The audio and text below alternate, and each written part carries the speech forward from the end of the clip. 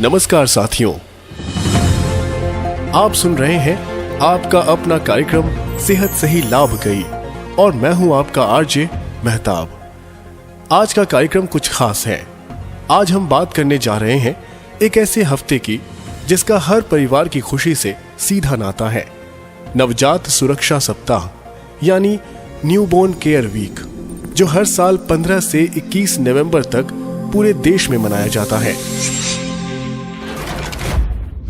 शुरू हो चुकी है एक नई कड़ी जो आपकी जिंदगी के साथ है जुड़ी। सेहतिया सिंह और टीकन देवी के संग बात करेंगे सेहत की, दूर करेंगे बहुत से भ्रम। सीखेंगे, सिखाएंगे, पैसे भी अपने बचाएंगे, बेहतर स्वास्थ्य के लिए बदलेंगे अपना व्यवहार। टीबी, हाथी पांव जैसे बीमारियों से अपने बचाएंगे, सरकारी अस्पतालों में मुफ्त इलाज करवाएंगे। बीमारी से सेफ रखेंगे अपना परिवार, रहेंगे रोग मुक्त, जीवन रहेगा खुशहाल। मैं स्वस्थ हूँ, मैं पूरे तन मन से स्वस्थ और तंदुरुस्त हूँ।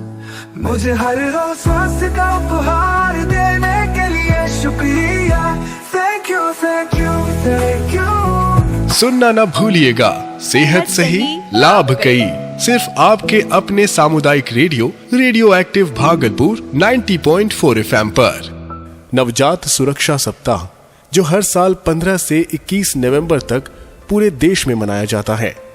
और आज जानकारी देने के लिए हमारे साथ हैं गांव-गांव की हेल्थ दूत, माताओं की सच्ची साथी और नवजात देखभाल की चैंपियन, हमारी शुभ चिंतक टीकन देवी। स्वागत है आपका भाभी।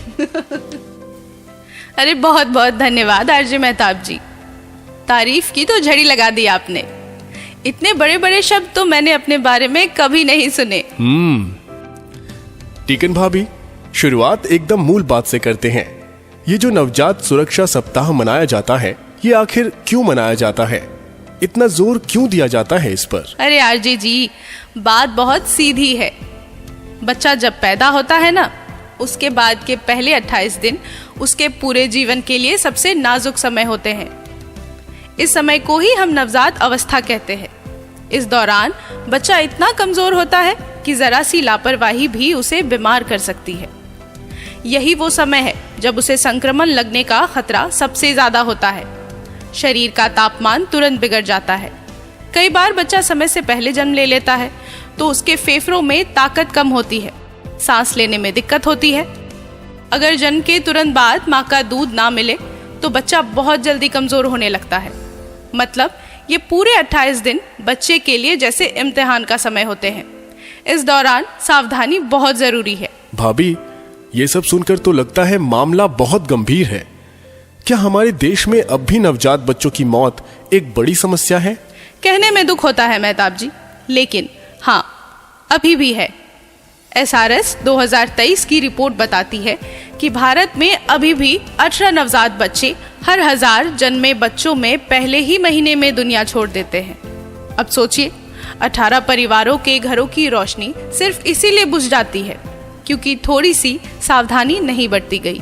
ये बहुत बड़ा आंकड़ा है, पर इसके कारण कौन कौन से हैं? कारण बिल्कुल साफ है मेहताब जी। सबसे ज्यादा मौतें कम वजन के बच्चों और समय से पहले जन्मे बच्चों की होती है। ये लगभग 45% के करीब है। फिर आते हैं वे बच्चे जिनके जन्म के समय ठीक से सांस नहीं चल पाती, जिन्हें हम एस्फिक्सिया कहते हैं। ये भी लगभग 15% मामलों में होता है। नवजात निमोनिया 10% बच्चों की जान ले लेता है। सेपिसिस यानी इन्फेक्शन लगभग 6% का कारण बनता है। बाकी कारण है जैसे जन्म के बाद दूध ना लगना, साफ सफाई ना रखना, नाभि का गलत तरीके से ख्याल रखना और जन्मजात समस्याएं। ये सब जिम्मेदार हैं। इसीलिए ये पूरा सप्ताह मनाने का मकसद यही है कि सही जानकारी हर घर तक पहुंचे। सही कहा आपने भाभी, और इस साल की थीम भी बहुत सुंदर है ना? बिल्कुल मेहताब जी, इस साल का थीम है new born safety, every touch, every time, every baby. यानी कि हर बार जब भी हम बच्चे को छुएं, उसे उठाएं, उसे दूध पिलाएं, उसे नहलाएं, कपड़े बदलें, तो हर एक बार हमें पूरा ध्यान रखना है कि बच्चा सुरक्षित रहे। ये नहीं कि एक बार सावधानी बरती और दूसरी बार भूल गए। बच्चा चाहे लड़का हो या लड़की, हर बच्चा समान रूप से कीमती है और हर बच्चे की सुरक्षा जरूरी है। बहुत बढ़िया।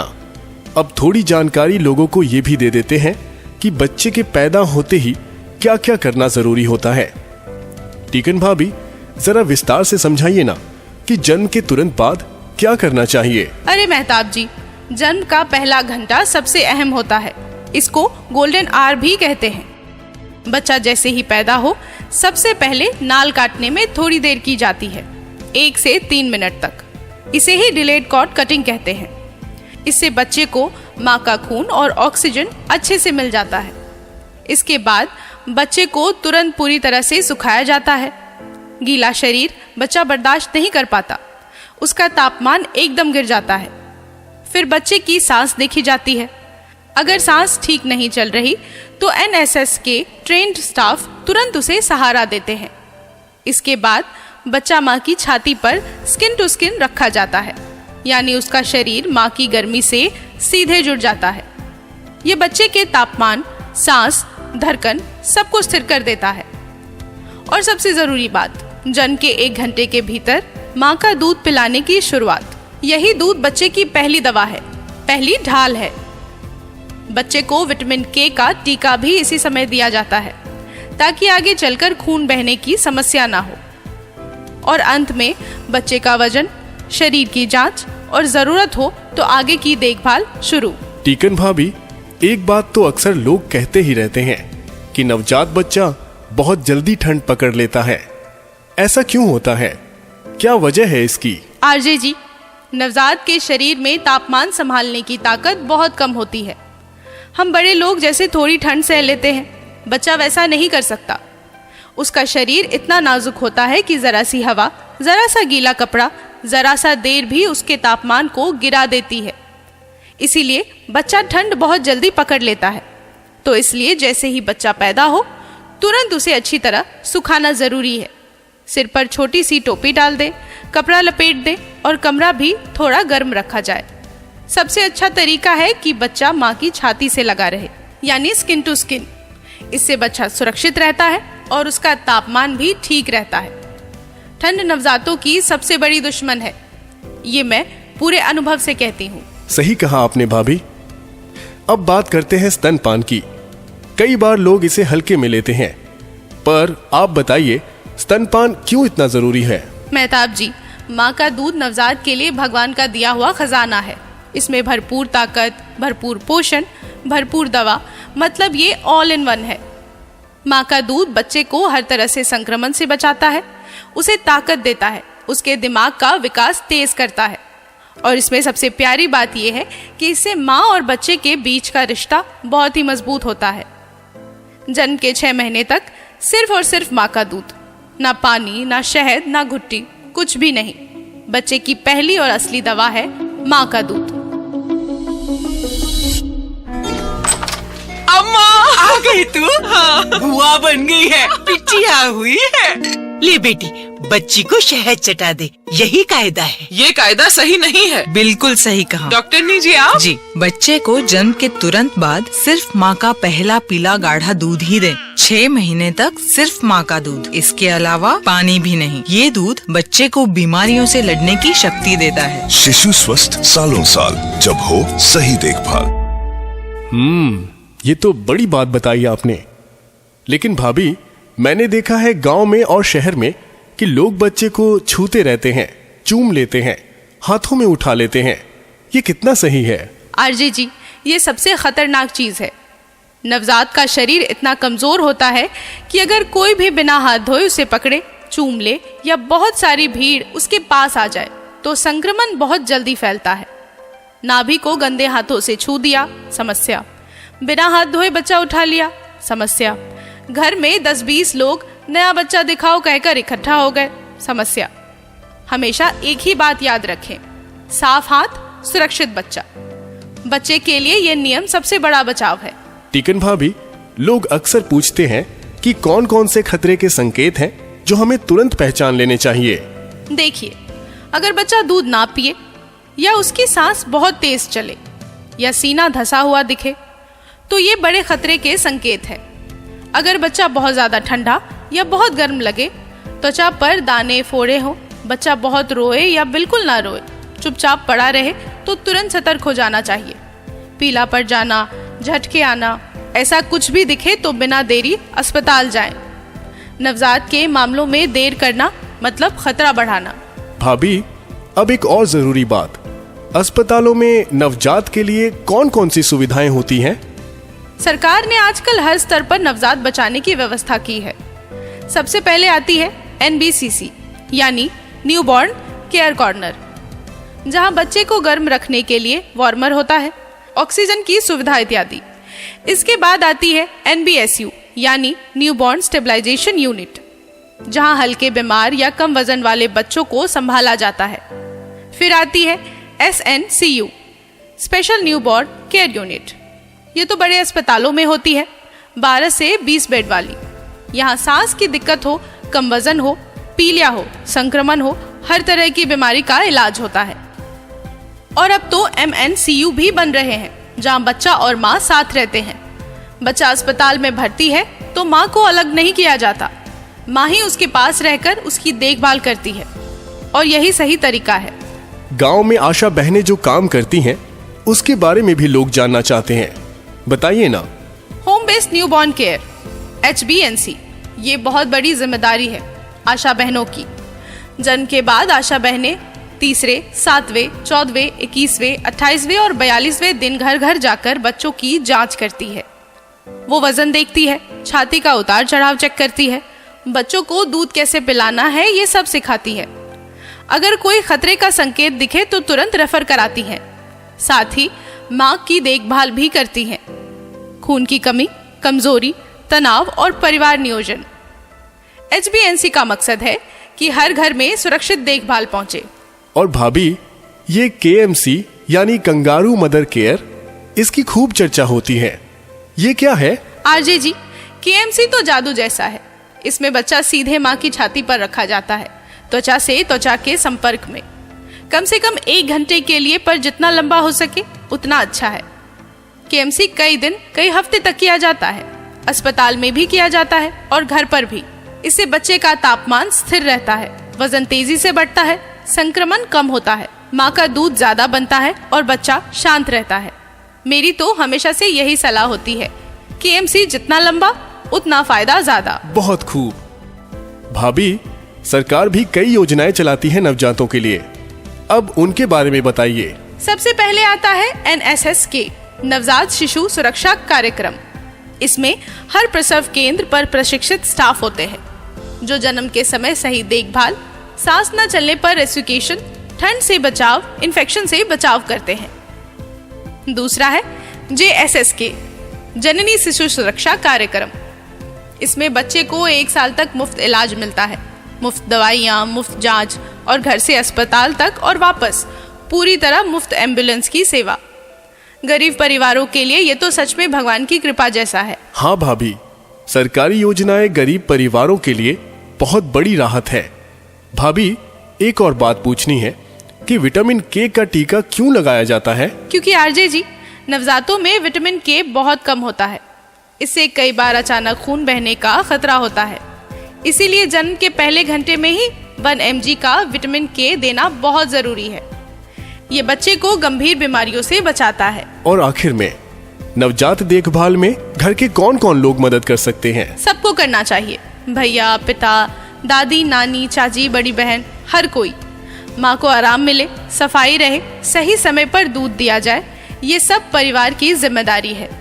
नवजात सिर्फ माँ का नहीं, पूरे परिवार का बच्चा होता है। और भाभी, कुछ भ्रांतियाँ भी तो लोगों में होती हैं। हाँ मेहताब जी, और इन्हीं भ्रांतियों की वजह से बच्चे बीमार पड़ते हैं।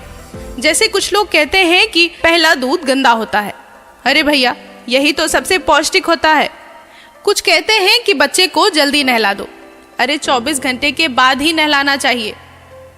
ज्यादा लोग देखने आएंगे तो अच्छा है। नहीं भैया, यही तो संक्रमण का बड़ा खतरा है। और सबसे खतरनाक भ्रांति, बच्चा थोड़ा ठंडा है पर कोई नहीं, ठीक हो जाएगा। अरे नहीं, ठंड नवजात की जान भी ले सकती है। रेडियो एक्टिव भागलपुर के सुनने वाले बहनों और भाइयों, एक बात जरा दिल में उतार लीजिए, हर बच्चा अनमोल है। और नवजात की सुरक्षा सिर्फ माँ की नहीं बल्कि पूरे घर की जिम्मेदारी होती है। देखिए, नवजात का ध्यान रखना कोई बड़ी बात नहीं है, लेकिन कुछ छोटी छोटी बातें हैं जिन्हें अगर सही से किया जाए तो बच्चा बिल्कुल सुरक्षित रहता है। टीकन भाभी, आपका बहुत बहुत धन्यवाद। आपने कितनी सरल भाषा में इतनी जरूरी बातें बता दी। धन्यवाद। दोस्तों, जैसा टीकन भाभी ने कहा, नवजात सुरक्षा सप्ताह सिर्फ एक सरकारी कार्यक्रम नहीं है, ये हम सब की जिम्मेदारी है। आइए आज मिलकर एक वादा करें, हर बच्चा हो सुरक्षित बच्चा। आज के लिए इतना ही। अगले कार्यक्रम में फिर मिलेंगे एक नई सेहत भरी बात के साथ। पर जाने से पहले आपको बताते चले कि तमाम जानकारी एपिसोड के रूप में आप तक लेकर आए हैं हम नई दिल्ली स्थित संस्था स्मार्ट के सहयोग से। मैं हूं आरजे मेहताब। एपिसोड में बने रहने के लिए धन्यवाद। पर जाने से पहले हम लेंगे अपनी सेहत की शपथ। हम अपने और अपने परिवार की जिम्मेदारी लेंगे। अपने और अपने परिवार के स्वास्थ्य को प्राथमिकता देंगे, क्योंकि सेहत ही असली धन है। सरकारी स्वास्थ्य सेवाओं और योजनाओं का पूरा लाभ उठाएंगे और दूसरों को भी जागरूक करेंगे। साफ सफाई और स्वच्छता का पालन करेंगे ताकि बीमारियों से बचा जा सके। नियमित जांच और टीकाकरण करवाएंगे और अपने परिवार को भी इसके लिए प्रेरित करेंगे। संतुलित आहार और व्यायाम अपनाएंगे ताकि शरीर और मन दोनों स्वस्थ रहे। महिलाओं, बच्चों और बुजुर्गों की सेहत का विशेष ध्यान रखेंगे। जब पूरा समाज स्वस्थ और सशक्त बनेगा, तभी भारत समृद्ध बनेगा। सेहत सही तो लाभ कई। धन्यवाद।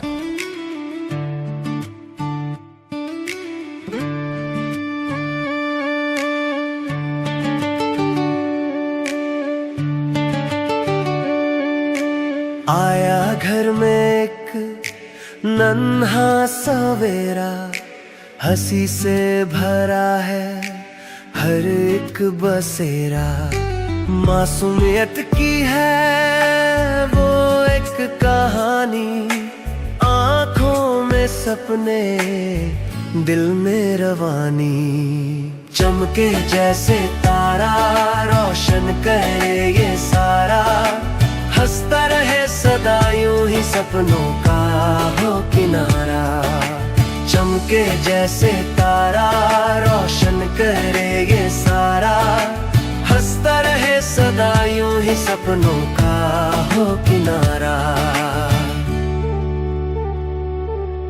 छोटे छोटे हाथों में दुनिया समाई, माँ की गोदी, पापा की परछाई। कदमों मिले हैं आँखों में जादू, हंसी से महकता हर एक इशारा।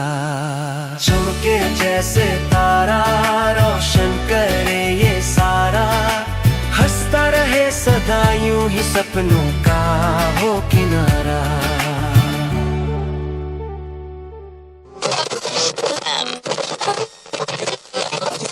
आप सुन रहे हैं रेडियो एक्टिव भागलपुर।